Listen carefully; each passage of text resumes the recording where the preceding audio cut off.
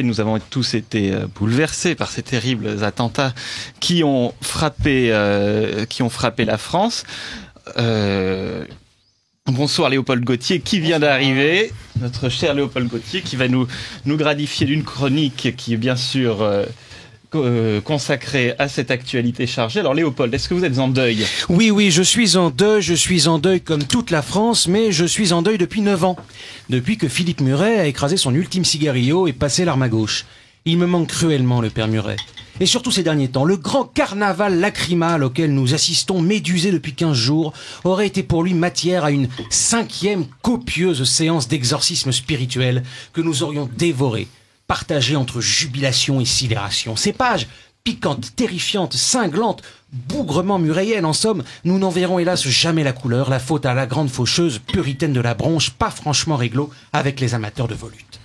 Il faut dire que l'épisode Je suis Charlie, puisqu'il faut bien l'appeler par son nom, de fait a des allures de synthèse que même Muret n'aurait pas osé imaginer. Cher djihadiste passé par la case emploi jeune, rebellocrate brandissant des crayons place de la République, réponse au terrorisme par un slogan publicitaire, maton de panurge fliquant les rabat-joie qui émettraient éventuellement des doutes sur le bien fondé de cette mascarade. Tout est là, rien ne manque, c'en est presque trop. Depuis 2 semaines, c'est un spectacle épatant qui se déroule sous nos yeux ébahis. On a d'abord les 3 terroristes. Saïd Kouachi, Chérif Kouachi et Amédi Koulibaly. Bon, à première vue, c'est pas des autonomistes bretons, mais je peux me tromper. Après tout, politiques et journalistes nous répètent sans cesse qu'on a affaire à 2 jeunes Français. L'illisible Jean-Marie Gustave Leclésio, prix Nobel de cacographie, baptou fragile de librairie, affirme même que ce ne sont pas des barbares. Et que s'il y a une guerre à mener, c'est, je cite, contre l'injustice, contre l'abandon de certains jeunes, contre l'oubli tactique dans lequel on tient une partie de la population. Ce bon vieux JMG oublie une chose. Nos 3 assassins n'avaient pas été abandonnés dans un supposé oubli tactique. Mais justement, c'est l'inverse. Durant leur enfance, les frères Kouachi ont pu faire trempette tous les étés, tranquillou, sous le soleil de la Grande Motte, aux frais de la Fondation Claude Pompidou.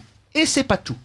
À la télévision, il y a quelques années, on nous avait vendu Chérif Kouachi comme espoir du rap dans un énième documentaire complaisant sur les banlieues subventionnées.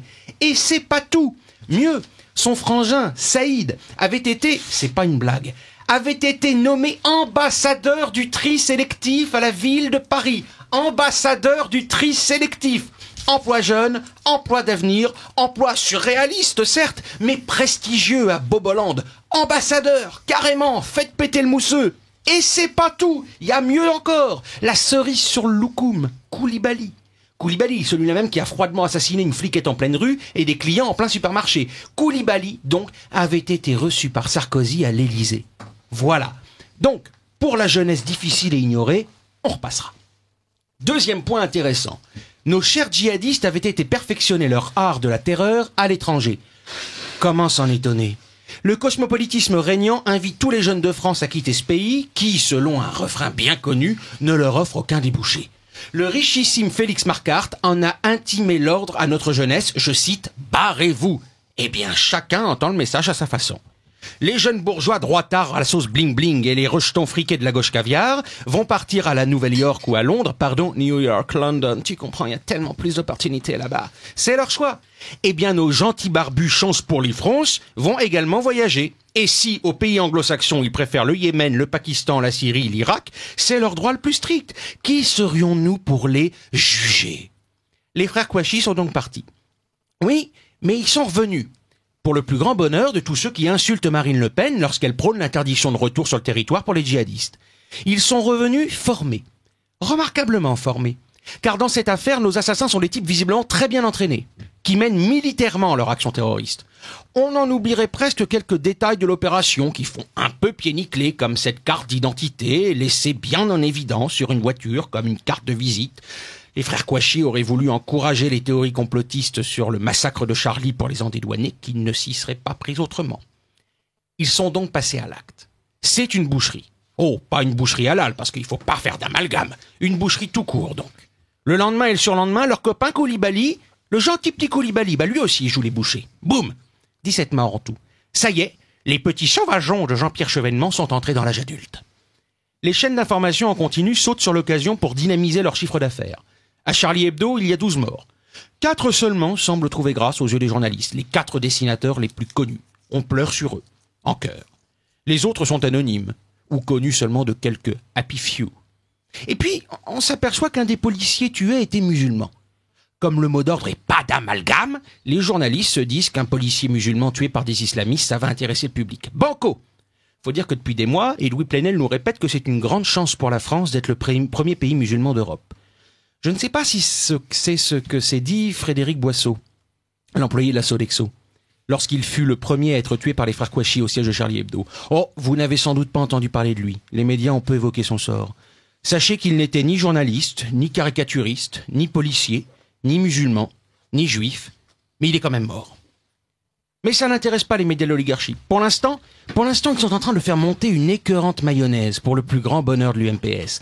D'heure en heure, on a l'impression, de plus en plus, d'assister à une pièce absurde de Samuel Beckett, où il n'y aurait que 2 répliques répétées en boucle, ad nauseam, par les différents protagonistes et sur tous les tons.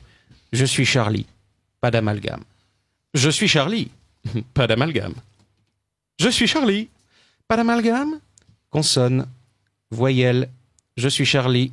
Ah, je vous interromps, nous avons une allocution en direct du président de la République. Nous l'écoutons. Je suis Charlie, pas d'amalgame.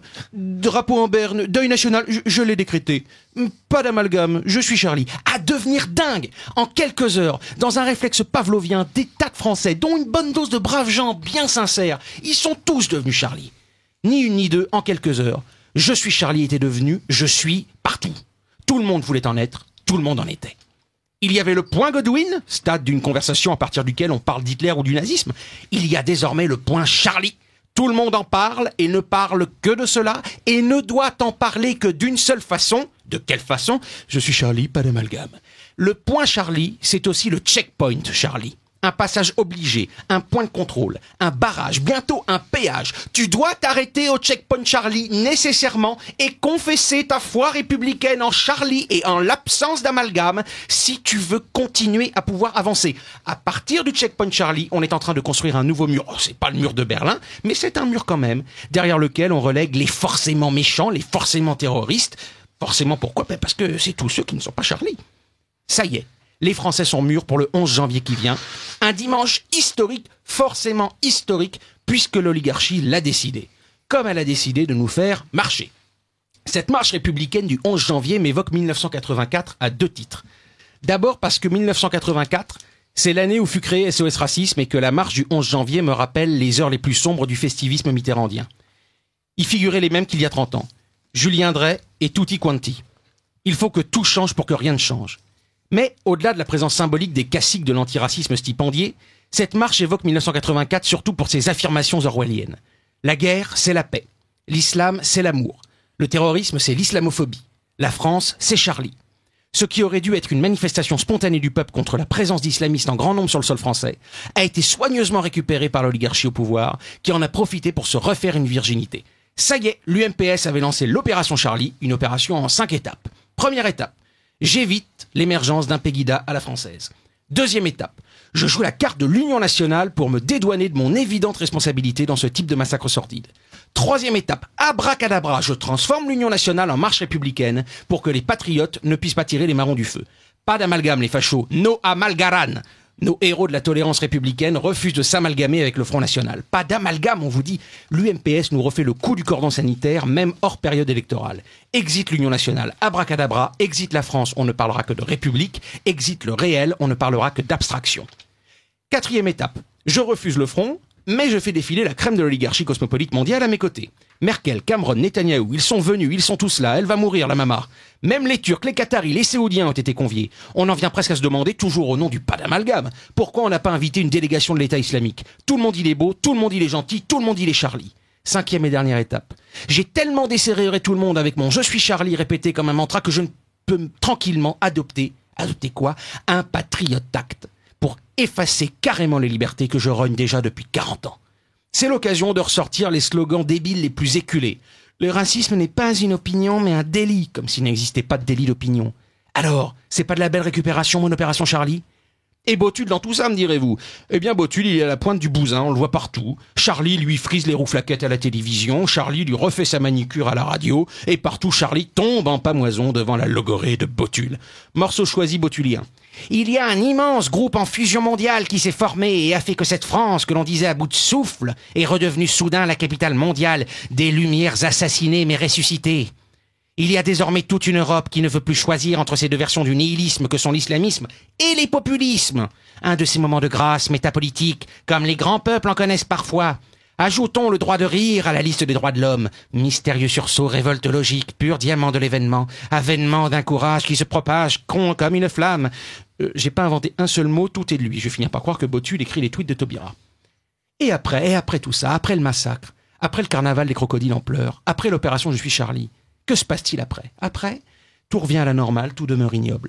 Que se passe-t-il après? Charlie Valls veut faire pleurer Margot dans sa chaumière sur le sort de Mouloud dans son 3 pièces. Et parle ce matin même, je cite, d'un apartheid territorial, social, ethnique en France.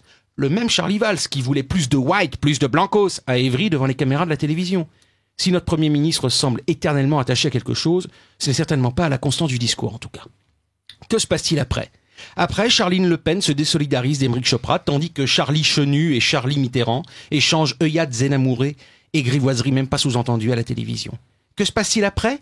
Le pape Charlie-François toise ses fidèles qui voudraient repeupler l'Occident. « Vous n'êtes pas des lapins », leur dit-il. Ce qu'il ne dit pas, c'est que bientôt, ils ne seront plus ni lapins, ni même cathos, juste remplacés par les flots démographiques de ces peuples qui se moquent bien du malthusianisme papal. Que se passe-t-il après? Le président Charlie joue du menton et prévient, je cite, « Chaque citoyen doit être pleinement dans la République. Et nul ne doit être tenté de s'en détourner. La République, toujours. La France, jamais. Charlie, partout. Clovis, nulle part. » Charlie Hebdo est érigé définitivement en incarnation de la liberté d'expression. Ce journal qui demanda officiellement l'interdiction du Front National, liberté d'expression. Ce journal qui licencia Ciné pour des propos un peu taquins à l'égard du fils Sarkozy, liberté d'expression. Équation orwellienne. La guerre, c'est la paix. Charlie, c'est la liberté d'expression. Tout le monde, il est les France. Tout le monde, il est Charlie. Tout le monde, il est la liberté d'expression. Nat Charlie Saint-Cric, le quota potelé du service public, nous explique tranquillement qu'il faut repérer et traiter ceux qui ne sont pas Charlie. Liberté d'expression? Bernard Charlies-Neuve nous sort de son képi la création d'un cyberpréfet pour fliquer les propos circulant sur Internet. Liberté d'expression? Dieudonné voit débarquer 10 Robocop chez lui un beau matin et se retrouve en garde à vue pour une blague. Liberté d'expression? Jean Roucas s'est interdit de spectacle à Saint-Pierre-des-Corps parce qu'il soutient Marine Le Pen. Liberté d'expression? Il faut croire que oui.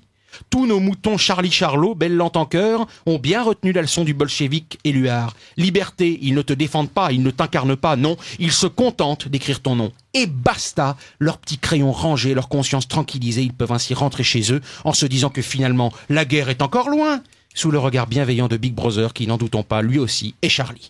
Eh bien désolé, ce sera sans moi. Je ne ressens pas le besoin d'aller trémousser mon popotin à votre grand bal des faux culs. Je resterai à la maison peinard, fumant cigare sur cigare, un cognac à la main, avec une pensée taquine pour Charlie et vin. Sans doute un de ces 4 matins, la milice Charlie viendra me déloger et me conduira en camp de rééducation par le rire, et tout ça au nom de la liberté. Liberté mot vidé de son sens qui figurera d'ailleurs dans l'intitulé législatif du Patriot Act à la française. Mais en attendant d'être raflé pour la bonne cause et sans amalgame, je me relirai, seul dans mon coin, quelques pages savoureuses de ce bon vieux Philippe Muret, tout en sifflotant un air de Gilbert Bécaud. Mince, c'était quoi déjà? Il y avait des paroles là-dessus. Qu'est-ce que c'était ces paroles? Ah oui, Charlie t'ira pas au paradis.